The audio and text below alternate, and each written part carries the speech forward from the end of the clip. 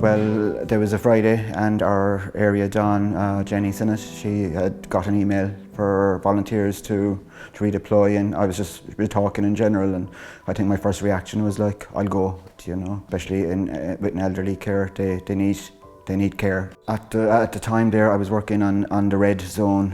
It was basically the COVID positive zone. We had 19 COVID positive, fairly ill individuals in there. I worked on nights, so it was a big change. You know, I haven't worked in that in I suppose 15 odd years.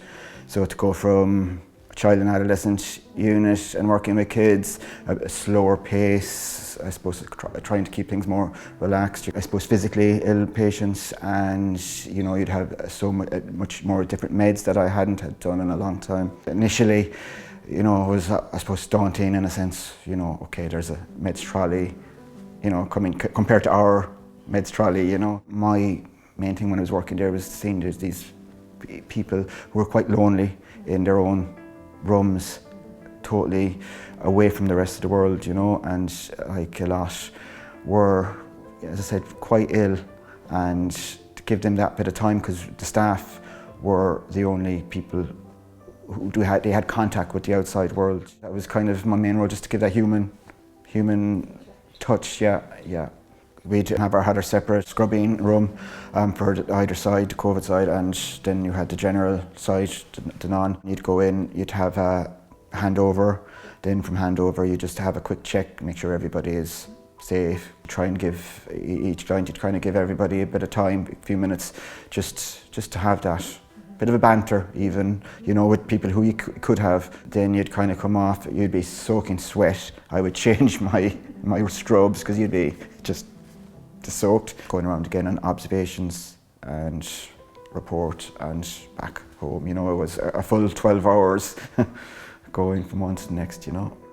For me, it was a privilege to work there and be there for certain people who have had nothing. I was probably the last for some people to see.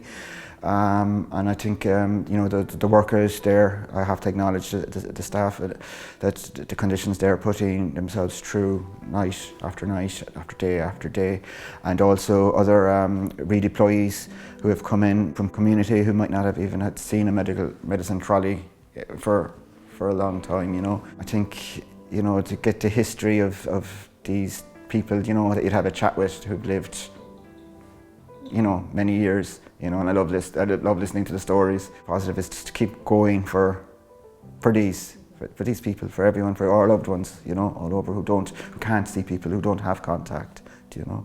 My two kids, they're in Finland. I have not hardly seen them in the last 12 months. I'm in contact with them every day, but I just want to go over and just see them, you know. I missed, you know, milestones like an 18th birthday, sweet 16th, you know, being there for exams for them and things like that. It's not the same doing it on phone. I miss the mountains, the mountains and the sea. I miss getting those hikes in, and I miss training. I train a bit of martial arts, I do a bit of coaching and stuff like that, coaching kids and whatnot, and yeah, you miss that bit of banter, I suppose. They're and like Finland, in fairness, compared to Ireland, they've always been quite more levelled often we have, but for relating to employment, my own partner Sinead, she's had to even give up because, like, while I was there for the few weeks, she didn't come to the house because I just felt with the risk, we both felt that, and she's got more elderly parents, and to have that risk that we had a month where I kind of only saw her outside at the car, that risk you can't take, not in these times, you know, and that was tough. And fairness to her, she you know, she must have found it tough not to go into her own house, you know. Now she was staying back home, but you know, that was I think that was definitely, these people need to be acknowledged as well, families, you know.